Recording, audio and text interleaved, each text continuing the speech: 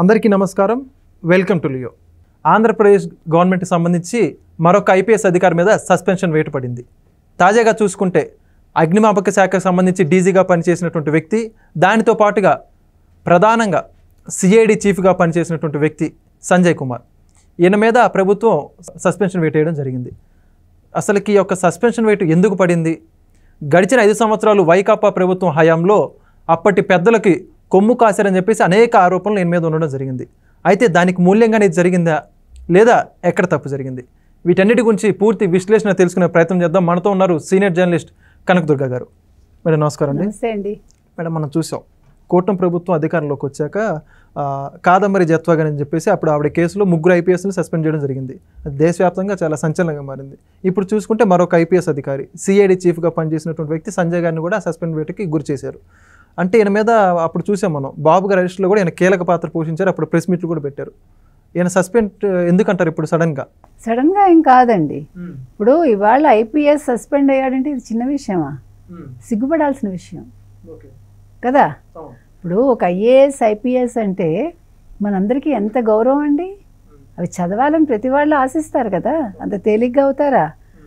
అంటే నువ్వు నీ పదవికి నువ్వు ఒక వన్నె తేవాల్సిన వాడివి, ఇవాళ సస్పెండ్ అయ్యావంటే ఒక ప్రభుత్వానికి కొమ్ము కాసి 2019 నుంచి 2024 వరకు అవసరమా? ఇవాళ మీరు చెప్పినట్టుగా విశాల్ గున్ని కావచ్చు, కాంతిరాణా తాత కావచ్చు, ఒక ఆంజనేయులు గారు కావచ్చు, ఎందుకండి వీళ్ళందరూ ఈ పనులు చేయటం? మీకు ప్రభుత్వం మీకు మంచి జీతాలు ఇస్తోంది, మంచి మీకు అంటే ఫెసిలిటీస్ ఇచ్చింది కదా. అసలు ఒక ఐపీఎస్ అంటే అసలు ఎంత భయపడతారు ప్రజలు, ఎంత రెస్పెక్ట్. మరి ఇవాళ ఎందుకు ఇలా చేసుకున్నావు?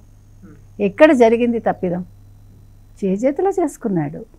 అంటే ఒక వైసీపీని నమ్ముకుని, ఒక జగన్మోహన్ రెడ్డి అంతా అనుకుని, మొత్తం ఈరోజు ఎవరైతే అరెస్ట్ అవుతున్నారో, ఎవరైతే సస్పెండ్ అవుతున్నారో వీళ్ళందరివి కూడా స్వయంకృతాపరాధాలండి. మనం వాళ్ళ మీద జాలి చూపించక్కర్లా. లేట్ అయిందా అని అనుకోవాలి మనం.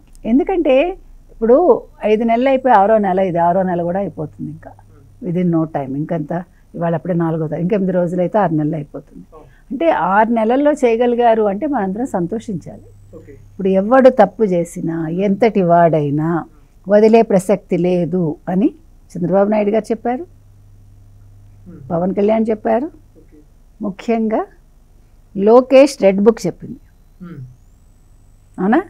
రెడ్ బుక్ మర్చిపోతున్నారా మీరందరూ? మర్చిపోకండి, గుర్తుపెట్టుకోండి. అది ఎక్కడికి వెళ్ళిపోవాలి. రెడ్ బుక్ భద్రంగా ఉంది, పేజీలు తెరిచే ఉన్నాయి, ఒక్కొక్క పేజీ నడుస్తుంది. 3 నెలలు రెడ్ బుక్ ముట్టుకోలేదు ఆయన, 4వ నెల మొదలుపెట్టాడు ఆయన, పేజీలు నడుస్తున్నాయి, అయిపోదు. 5 సంవత్సరాలలోపు మొత్తం రెడ్ బుక్ ముగిస్తారు ఆయన. ఇంకా అప్పుడు రాయాల్సిన పని లేదు, ఎందుకంటే ఈ ప్రభుత్వ హయాంలో మీకు అటువంటివి జరగవు కాబట్టి. ఆయన గుడ్ బుక్ రాసుకుంటా అన్నాడుగా. ఎవరు? జగన్మోహన్ రెడ్డి. కరెక్ట్గా చెప్పాడు, చూసారా మీరు? అంటే బుర్ర లేకపోయినా, బుద్ధి లేకపోయినా పదం కరెక్ట్గా వాడాడు, చూసారా? ఎందుకని? ఈ 5 ఏళ్ళు గుడ్లుకే. అంటే తెలియకుండా జగన్మోహన్ రెడ్డి నిజాలు ఒప్పుకున్నాడు. ఏదో గగ్గోలు పెడుతున్నాడు కదా, అరెస్టులు చేసేస్తున్నారు, సోషల్ మీడియాలో పోస్టులు పెడితే అని. నీకు సిగ్గుంటే నువ్వు నిజంగా ఈరోజు నువ్వు మనిషివైతే చాలా మంచి పని చేశారు, నేను చేయలేని పని చేశారు అనాలి కదా. నా హయాంలో నాకు తెలియకుండా జరిగింది అని కూడా చెప్పచ్చు. ఎవరు? జగన్మోహన్ రెడ్డి. నాకు తెలియకుండా జరిగాయి, నాకు తెలియకుండా పోస్టులు పెట్టారు, నా దాకా రానివ్వలేదు, నాకు పరదాలు కట్టారు, నా కళ్ళకు గంతలు కట్టారు, ఈరోజు మీరు చాలా సక్రమంగా చేశారు అంటే ఈరోజు జగన్మోహన్ రెడ్డి ఎక్కడ ఉంటాడు? కానీ వాళ్ళు గగ్గోలు పెడుతున్నారు. ఈరోజు ఈ సంజయ్ కుమార్ ఎవడైతే ఉన్నాడో, చంద్రబాబు నాయుడు అరెస్ట్ చేసినప్పుడు ప్రెస్ మీట్ పెట్టాడా లేదా? ఎందుకు పెట్టాడు? నీకేం హక్కు ఉంది? అసలు అరెస్ట్ చేయడమే తప్పు. అక్రమంగా, అన్యాయంగా తెల్లారకట్ట అరెస్ట్ చేసి ఒక నోటీస్ ఇవ్వకుండా, మీరు చెప్పిన 41A నోటీస్ కూడా ఇవ్వకుండా, మీరు కోరుకునేది అదే కదా, ఏది ఇవ్వకుండా ఆయన అరెస్ట్ చేసి తీసుకెళ్ళి 53 రోజులు జైల్లో పెట్టి ఆయన ఏ రకంగా హింసించాలో, అంటే మానసికంగా హింసించాలి అని చూశారు, శారీరకంగా బాధ పెట్టాలని చూశారు. కానీ ఆయన తట్టుకుని నిలబడ్డారు. ఎందుకు నిలబడ్డారు? తెలుగు వాళ్ళ కోసం, ఆంధ్రప్రదేశ్ కోసం. అంటే ఆయన నేను ఇవ్వాలి అని అనుకున్నాడు, ఆయన అంతే, తీసుకోవాలని ఎప్పుడు అనుకోలే. ఆయన ఏం తీసుకున్నాడు? జైలు జీవితం తీసుకున్నాడు చంద్రబాబు నాయుడు గారు. తన కష్టాలు తీసుకున్నాడు, అనవసరంగా అరెస్ట్ అయ్యాడు, బాధపడలా. How to come out of it అని అనుకున్నాడు ఆయన. ఆయన బెయిల్ అడగల, వీళ్ళలాగా బెయిల్ అడగల, ఎందుకంటే తప్పు చేయలేదు కాబట్టి. ఈరోజు వర్మ అడిగాడు బెయిల్, ఎందుకు అడిగాడు? భయం, అరెస్ట్ చేస్తారని. ఈరోజు పోసాని భయపడ్డాడు, ఈరోజు శ్రీరెడ్డి భయపడింది, ప్రతి ఒక్కళ్ళు భయపడుతున్నారు. జగన్మోహన్ రెడ్డి ఇప్పుడు ఎక్కడున్నాడండి? ఎలా ఉన్నాడు ఇప్పుడు? 10 ఏళ్ళు 11 ఏళ్ళు. అంటే వీళ్ళందరూ తప్పు చేశారు, ఆయన తప్పు చేయలే. కానీ ఈ సంజయ్ కుమార్ అనేవాడు ప్రెస్ మీట్ పెట్టాడు. ఏ అధికారంతో పెట్టావు నువ్వు? నువ్వు ఒక అగ్నిమాపక సిబ్బందిగా ఉన్నావు ఒకప్పుడు, తర్వాత డీజీగా, తర్వాత సిఐడిగా వచ్చావు అధికారిగా. వచ్చినప్పుడు నీ విధులు నువ్వు సక్రమంగా నిర్వర్తించకుండా నువ్వు 30 ఏళ్ళు జగన్మోహన్ రెడ్డి ఉంటాడు అనుకుని మీరందరూ భ్రమలో పడి ఈరోజు నువ్వేమయ్యావు? గిరిజన మహిళలు, ఎస్సీ ఎస్టీ అట్రాసిటీలకు సంబంధించి వాళ్ళకి అవగాహన సదస్సులు పెడతానని చెప్పి ఎన్ని కోట్లు దోచేస్తావు నువ్వు? అవగాహన సదస్సులకి మీకు ఎంత ఖర్చు అవుతుందండి? 1.5 కోట్లు అవుతుందా? ఓకే. అంటే ఆయన చేసిన తప్పిదాలు ఏంటి అని అడిగారు కదా మీరు, అందుకని చెప్తున్నా. తర్వాత ఇంకా మీరు చూసుకుంటే ఇంకా 2-3 తప్పిదాలు ఆయన ఉన్నాయి. అవి ఏంటంటే ఇక్కడ ఆయన చేసింది, ఈ ఏడాది జనవరిలో ఆయన అగ్ని ఎన్ఓసి వెబ్సైట్ మొబైల్ యాప్ అభివృద్ధి నిర్వహణ కోసం టెండర్లు పిలిచాట. పిలిచి బిడ్లు సమర్పించేందుకు 3 సంస్థలకే అవకాశం ఇచ్చాడు. ఇప్పుడు బిడ్లు అన్నప్పుడు ఎవరైనా వేయచ్చు, మీరు వేయచ్చు, నేను వేయచ్చు, అంటే మనం ఇఫ్ వీఆర్ క్యాపబుల్ ఇనఫ్. కానీ 3 సంస్థలుగా ఇచ్చాడు ఆయన. ఇచ్చి వాళ్ళు ఎవరు మీకు సౌత్రికా టెక్నాలజీస్, పృథ్వీయాప్ టెక్నాలజీస్తో పాటు మరో సంస్థ ఈ టెండర్లో పాల్గొంది. L1 కాకపోయినా కూడా సౌత్రికా టెక్నాలజీస్ని ఎంపిక చేసి ఆయన కాంట్రాక్ట్లు కట్టబెట్టేట. తర్వాత ఫిబ్రవరి 15 ఒప్పందం చేసుకున్నట్టు. ఎలాంటి పనులు జరగకపోయినా వారం రోజుల్లో వాళ్ళకి 59.93 లక్షల బిల్లులు చెల్లించాడు. దీనికోసం ఆయన అధికారుల మీద ఒత్తిడి కూడా తీసుకొచ్చాడు. ఇంకా సగానికి పైగా పనులు పూర్తవకపోయాక కూడా ఇంకా 26 లక్షల బిల్లులు ఇవ్వాలని ఆయన ఆ సంస్థకి క్లెయిమ్ చేసుకోమని చెప్పాడు. అంటే మొత్తం చెల్లించేయడానికి ఇష్టపడ్డాడు. సో టెండర్లు కాంపిటేటివ్ బిడ్లు లేకుండానే ఒక్కొక్కరికి 1,78,00,000 చొప్పున మొత్తం 10 ల్యాప్టాప్లు, ఐప్యాడ్లు సౌత్రికా టెక్నాలజీస్ నుంచే కొన్నారు. దీనికోసం మొత్తం 17.89 లక్షలు ఖర్చు పెట్టారు.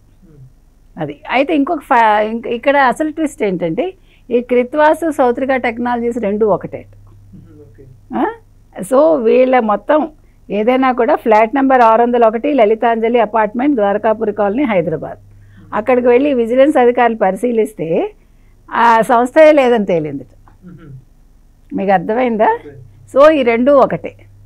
ఇట్లా ఈయన చేసిన మరి అరాచకం, అవినీతికి ఏం చేయాలి? మీరు అరెస్ట్ చేయాలిగా. ముందు సస్పెండ్ చేశారు. సస్పెన్షన్తో ఆగకూడదండి. ఇప్పుడు ఇవాళ ప్రతివాడికి దడ పుట్టాలి. మొన్న కూడా మనం చెప్పుకున్నాం, అరెస్టులు జరిగితేనే భయపడతారండి, జైలు అంటేనే భయపడతారు. మీరు నిజాలు కక్కించండి. మీరు వీళ్ళందరూ కూడా ఎందుకు చెప్తున్నానంటే ఇవాళ ఒక ఐపీఎస్ ఉన్నాడంటే నెక్స్ట్ ఐపీఎస్లకి ఈయన ఒక ఆదర్శవంతుడిగా ఉండాలి. అది లేకుండా నేను తప్పులు చేస్తాను, మీరు నన్ను ఏమీ చేయకూడదు అంటాడా? లేదు సంజయ్ కుమార్ ఇవాళ ప్లేట్ మార్చేశాడా? పార్టీ మారిపోతున్నాడా భయపడి? వాళ్ళు చెప్తేనే చేశాను. ఇప్పుడు వీళ్ళందరూ ఉండే డైలాగ్ ఏంటి మీకు? అధికారి కావచ్చు, లేదు రాజకీయ నాయకులు కావచ్చు, నాకు గుర్తులేదు, నాకు తెలియదు, మర్చిపోయాను. లేదంటే ఈ అధికారులు అయితే ఐఏఎస్ ఐపీఎస్లు ఇంక మిగతా వాళ్ళు అయితే ఆయన చెప్తే చేశాను.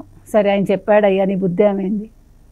నువ్వు అన్నమే కదా తింటున్నావు, మనందరం కడుపుకి అన్నమే కదా తింటాము, మరి బుద్ధి ఏమైంది? అంటే నీకు పదవి కోసం చేసావా? లేదు ఏదన్నా ఆశించి చేసావా? లేదు భయపడి చేసావా? మీరు ఇవి కూడా అడగాలండి. పోలీసులు వీటిని కూడా బయటకు తీయాలి. ఎందుకంటే ఇవన్నీ కూడా తరువాతి తరాలకి తెలవాలి. ఇవన్నీ చిన్న విషయాలు కాదు. ఒక 5 ఏళ్ళు అసలు మనం ఎటువంటి పాలనలో ఉన్నాము? ఆంధ్రప్రదేశ్ ప్రజలు ఒక కిమ్ము పాలనలో ఉన్నాము. మనం ఎవరి పాలనలో ఉన్నాం? మనం ప్రజలు ఎందుకు నోరు మూసుకున్నారు? ఎందుకు ఇలాంటి తప్పిదాలు జరిగాయి? ఇది ఎవరి వల్ల జరిగాయి? ఓన్లీ జగన్మోహన్ రెడ్డా? ఓన్లీ సజ్జల అవి కూడా తెలవాలిగా. సో మనం చెప్పేది ఏంటంటే ఈ సస్పెన్షన్ సరిపోదండి, వీళ్ళందరినీ మీరు అరెస్ట్ చేయండి.